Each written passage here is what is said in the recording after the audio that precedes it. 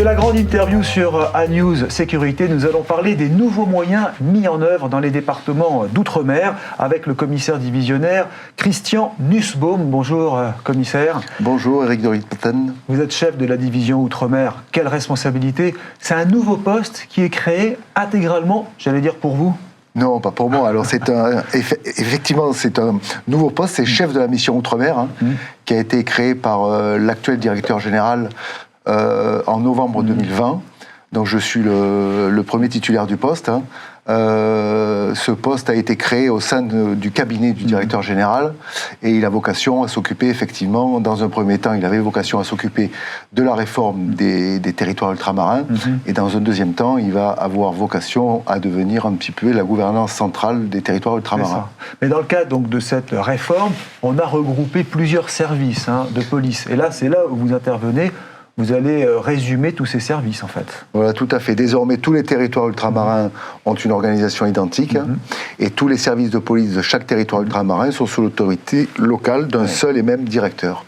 En lieu et place des anciens directeurs territoriaux pour la police aux frontières, pour la police judiciaire, pour le renseignement, pour la sécurité publique.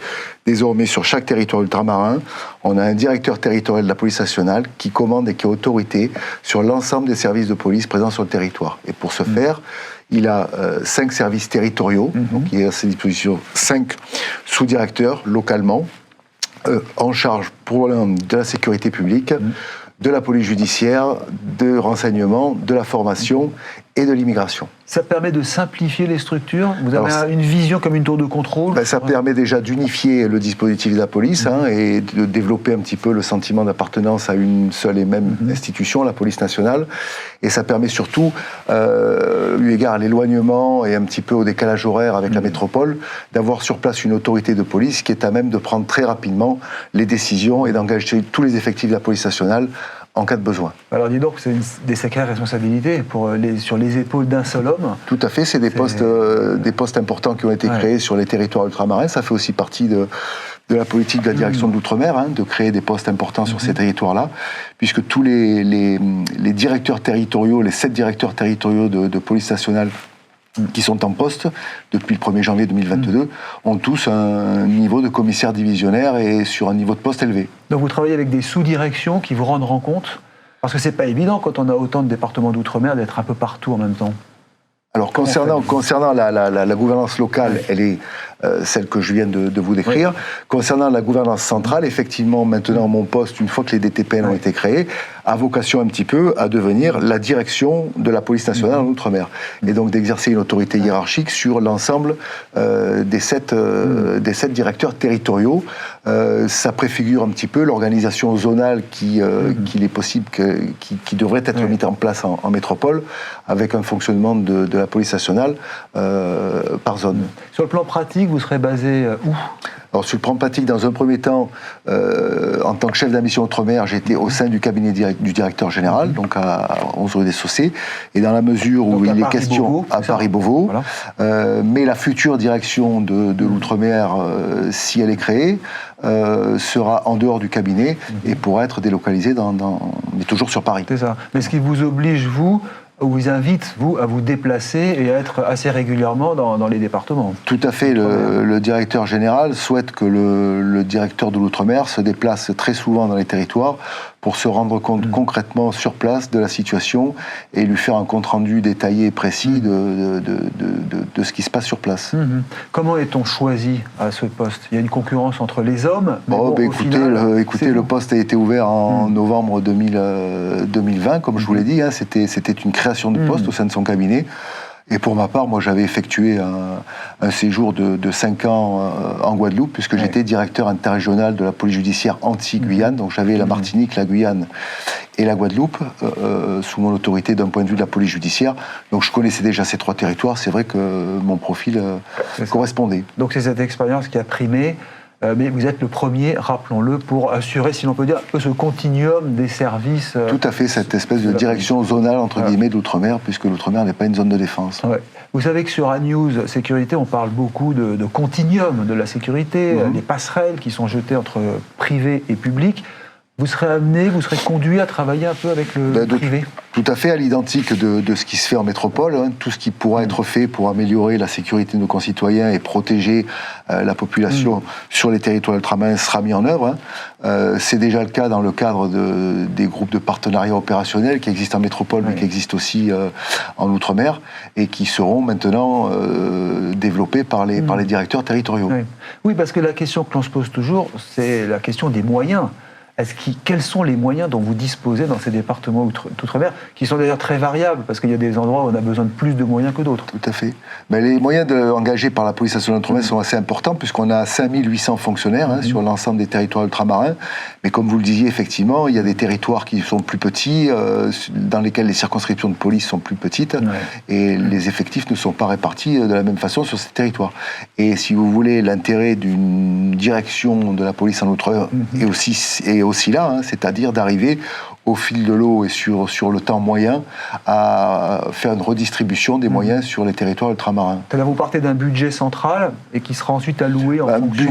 C'est un budget surtout en emploi, c'est-à-dire en fonctionnaires, et après, les budgets sont alloués en fonction des territoires, tout à fait. Mais là-bas aussi, dans ces départements, vous souffrez d'un manque d'effectifs. La question est aujourd'hui sur toutes les lèvres. Vous savez, tous les services de police souffrent de manque d'effectifs, mais bon, tous les services de police sont très opérationnels.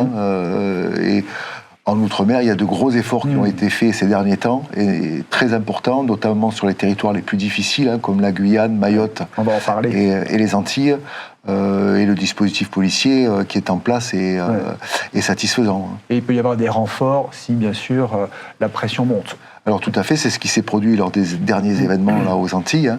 Il peut y avoir des renforts, et justement c'est aussi un objectif de cette réforme, entre territoires, puisque lors des derniers événements en Guadeloupe et en Martinique, on a été amené à envoyer des renforts en provenance de Guyane. Donc il y a des fonctionnaires de Guyane qui sont allés aider leurs collègues guadeloupéens et martiniquais, et on a eu aussi recours à des renforts en provenance de Paris et de l'ensemble des circonscriptions et des directions de police métropolitaine. Et c'est vous, à ce moment-là, qui demandez l'aide de Paris si ça tourne mal. J'aimerais revenir, donc, effectivement, sur la situation parfois de violence dans certains départements. Aujourd'hui, les zones chaudes, les zones rouges, vous les connaissez, vous les identifiez? Tout à fait. Les territoires les plus violents, c'est bien entendu la Guyane, la Martinique, la Guadeloupe et Mayotte, avec des particularités différentes pour les uns et pour les autres. Bon, alors c'est lié à la situation sanitaire aussi, épidémique, plus que gilets jaunes. Récemment, effectivement, ça a été lié à les événements qui se sont déroulés ont été liés à la crise sanitaire, plus que pour les gilets jaunes. Notamment sur la Guadeloupe et la Martinique, où il y a eu des faits de violence urbaine très, très, très violents. Alors dans ces cas-là, comment va-t-on intervenir? C'est par le calme, la négociation, la discussion, plus que par la force? Bien sûr, de toute façon, il appartient aux autorités préfectorales de gérer ces problèmes-là, mais bon, la police se concentre, elle, sur le maintien de l'ordre et la protection des citoyens. Donc là, vous allez commencer par quel département dans vos missions? Le premier département visité, c'est Guadeloupe, ça va être Martinique? Le prochain que je dois visiter, c'est la Réunion, pour installer justement le nouveau directeur territorial, qui a été nommé au 1er janvier 2022. Et ensuite, je me rendrai en Guyane. Alors, on parlait des moyens. Quelle réponse policière, justement, face à cette montée de violence qui, vous le sentez aussi, s'accentue d'année en année? Je ne dirais pas qu'elle s'accentue d'année en année, mais la particularité de la plupart des territoires ultramarins, c'est que cette violence est souvent générée par une consommation excessive d'alcool et d'herbes de cannabis, pour la Guadeloupe et la Martinique surtout.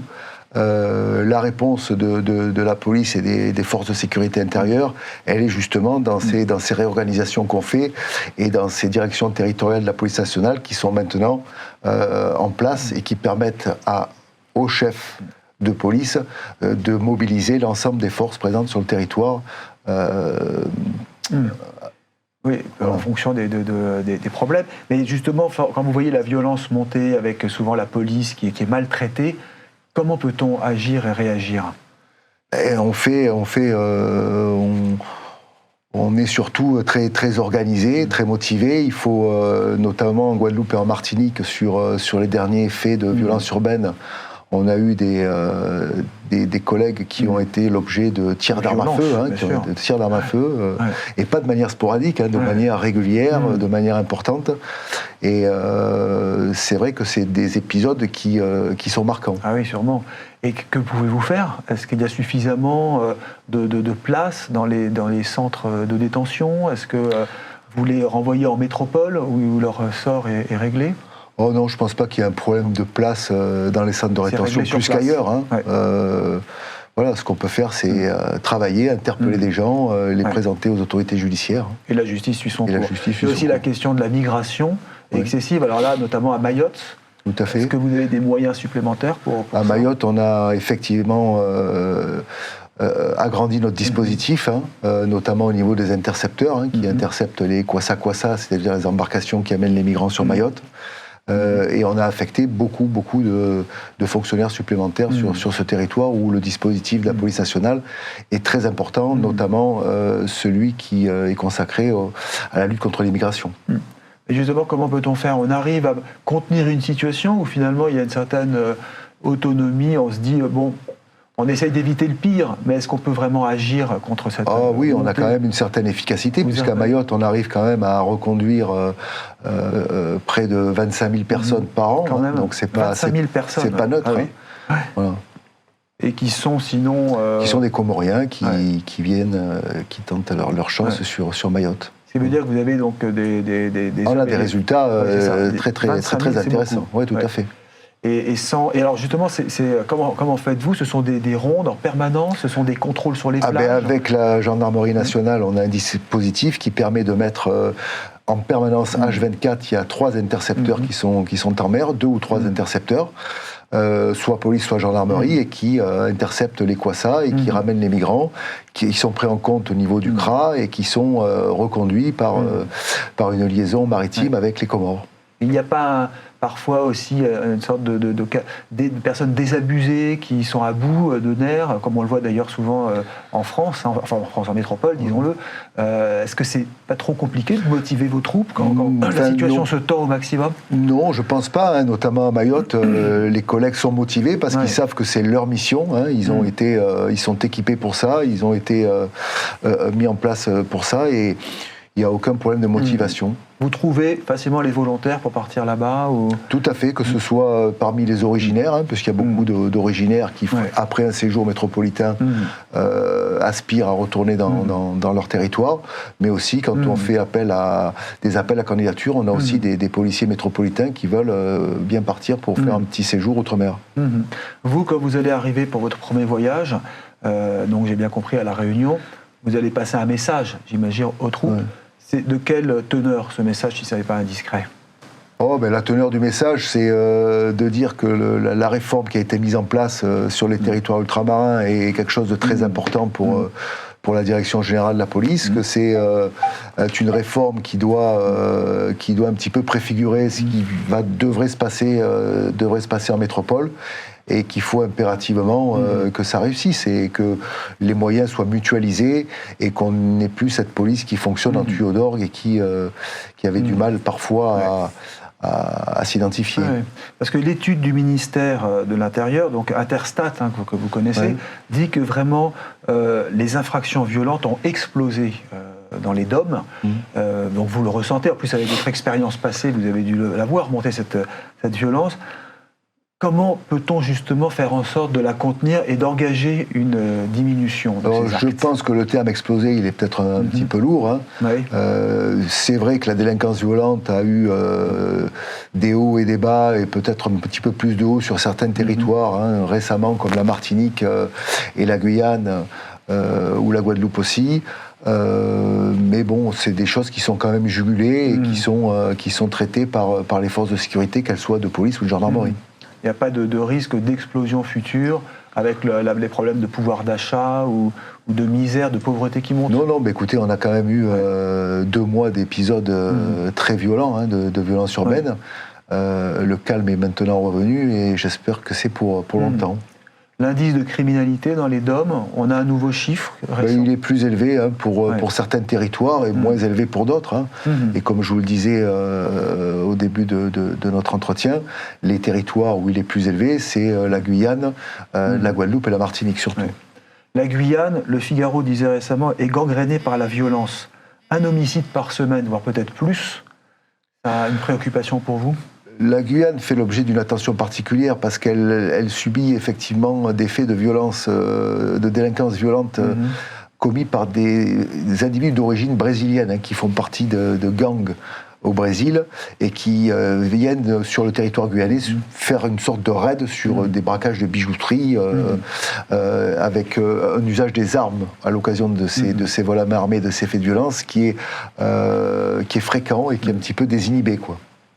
Qu'est-ce qu'on peut faire contre ça ? C'est une passoire, la frontière guyano-brésilienne. Ce qu'on peut faire contre ça, c'est interpeller les malfaiteurs quand ils sont sur le territoire guyanais et les présenter aux autorités judiciaires. Ce qui a été fait cette année.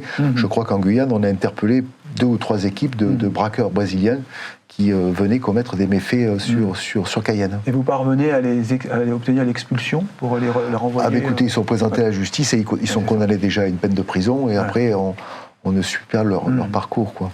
Le fait qu'il y ait 22% de chômeurs en Guyane, par exemple, ça aussi c'est un souci pour vous, parfois des difficultés à trouver un emploi chez les jeunes. Tout à fait, notamment concernant le trafic de stupes en Guyane, qui utilise des jeunes désœuvrés, notamment sur Saint-Laurent-du-Maroni.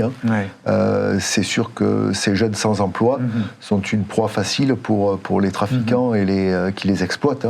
Et ces jeunes sont victimes à la fois de leur situation précaire et en plus des trafiquants qui les exploitent et qui les envoient vers la métropole dans des conditions souvent très dangereuses. Ah oui, ils utilisent la Guyane pour rentrer en Europe finalement et ensuite aller en métropole. Voilà, tout à fait. Ils sont recrutés par les trafiquants pour incorporer, vous savez, les bouletteux, ce qu'on appelle les bouletteux. Ils avalent des ovules remplis de cocaïne et ils font des passages à destination du continent européen. Vous avez du courage, parce qu'il faut vraiment, face à tous ces problèmes et toutes ces difficultés. Donc vous avez, été choisi, rappelons-le, parce que vous avez cette expérience de ces départements, vous avez été en poste à l'époque. Vous avez vu un changement quand même s'opérer entre hier et aujourd'hui ? Écoutez, le changement, il est au niveau de la police, il est important, puisque la réforme qui a été menée, qui a été initiée en 2020 avec la création des 3 premières DTPN, la Guyane, la Guadeloupe, la Nouvelle-Calédonie et Mayotte, et qui s'est finalisée au 1er janvier 2022 avec la création des 4 dernières DTPN. Ceci a permis, comme je vous le disais, de réorganiser notre dispositif. Et le message que j'ai apporté et que j'apporte de manière continuelle aux collègues sur place, c'est que cette réforme doit nous permettre de mieux protéger nos concitoyens. Les citoyens, oui.